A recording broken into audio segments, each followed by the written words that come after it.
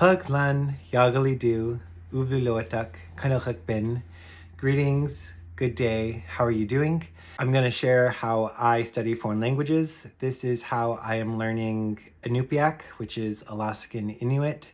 I was born and raised in Alaska, and I heard Iñupiaq being spoken a few times around me. My grandma spoke it to me when I was younger, but it was never enough for me to be fluent or have any little bit of a conversation. But as an adult, I am learning it from connecting with cousins who still live in the village my grandmother came from, and from written resources and audio resources, mostly the Iñupiaq North Slope Grammar Book, Volume 1 and Volume 2, and I will show how I go through it. I've gone through several notebooks. I use college-ruled notebooks. Here's my sticker collection. Here's the first page. I go through and I've written all of the consonants in the language. Underneath it, I have it in the International Phonetic Alphabet symbol. And as you go through this, I've referred to this a lot. This is a very useful chart to have at the beginning. There's a few notes on the sounds of letters. Then on the second page, this is also really useful on assimilation, on how the units of words go together. I refer to this a lot. And then just a few notes on pronunciation, like L, Lia, Fla, Flia. So I start off each page in the corner with what chapter it's on and what page I'm working from. And then because I've already started, I have a star of words I had to look up on the previous page. So I'll go back. This was from the end of chapter 10. And in here, I had to star a word because I looked it up because it'd been a while.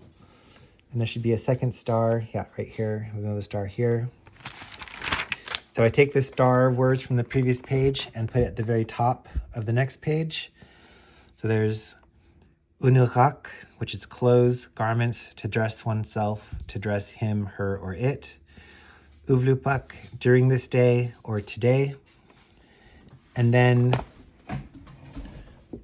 I go through, because it's the beginning of the chapter, I'm writing down all the examples in Iñupiaq because that is the language I'm learning. And from chapter 11, at the beginning of the grammar chapter, I don't write down the grammar explanations, just the examples.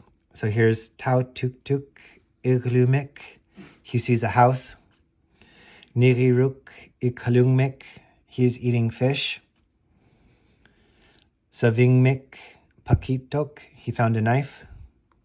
And then from here, I just write down all of the examples as they are given. So here I made it to page 185. Page 185 still. And I go all the way through the examples. I'm at page 199 or 190. 194, 197, and then a few that I wasn't sure about. Utukak, to be old. Ulak, to approach him, her, or it. Avik, to divide it in half. Purak, toy. When I get to the end of the chapter and I'm doing the translation exercises, I translate it from Iñupiaq directly into the meaning in English. Because they're different languages, the way the words are put together is very different. Iñupiaq is a polysynthetic language, so it is not like a standard European language. So I'm trying to train myself to be able to think in Iñupiaq by not translating it directly into correct English, but to translate the meanings of Iñupiaq into English. And I'll show you an example. So each person will find some words easy to learn and other words that are harder to learn. because I'd taken a break, there were several words I had to look up. So I had starred them at the beginning of the page. Akaru, in a little bit or in a little while. Uvlaku, tomorrow. Nangi, to be sick. Paki, to find it. And then in the first example, exercise 8 was sukun aulag niakbisik. And breaking it down, su is a question stem. Kun is an ending for via. So sukun, what via. Aulak is to leave. Niak, will verb. And pisik is you both are verbing, and it's a question. So altogether it is sukun aulag niak pisik. What via to leave will you both?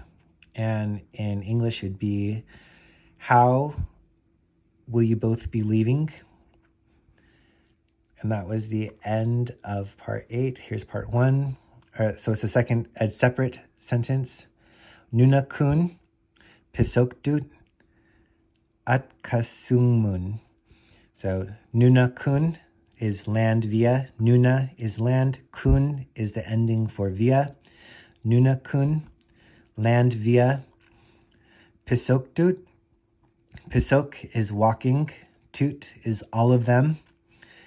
And then at kasuk is to the place. At kasuk, which is a community in Alaska. And then mun means towards. At kasungmun, which is towards at kasuk.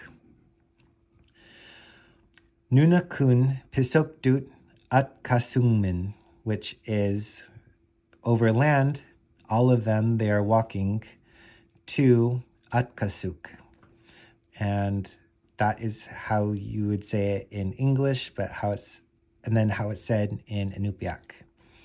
Okay, last example is siku kun pangaliktuk nanuk. Siku kun translates as siku is snow, kun is via, pangalik is galloping on all fours, pangalik galloping, tuk it is, referring to the animal who is galloping it is, nanuk the polar bear. Sikukun pangaliktuk nanuk. Over snow, the polar bear is galloping, or the polar bear is running on all fours. So that is my process of learning the foreign language. I go through the grammar book, I write down all of the example exercises at the beginning of each chapter. I don't write down the exact grammar drills or explanations. I just do the actual examples in the foreign language. And then at the end of the chapter for the exercises, I translate it from the foreign language, the meaning into English, so that I can understand how to think in Iñupiaq, which is the foreign language I'm learning. Kuyana, thank you.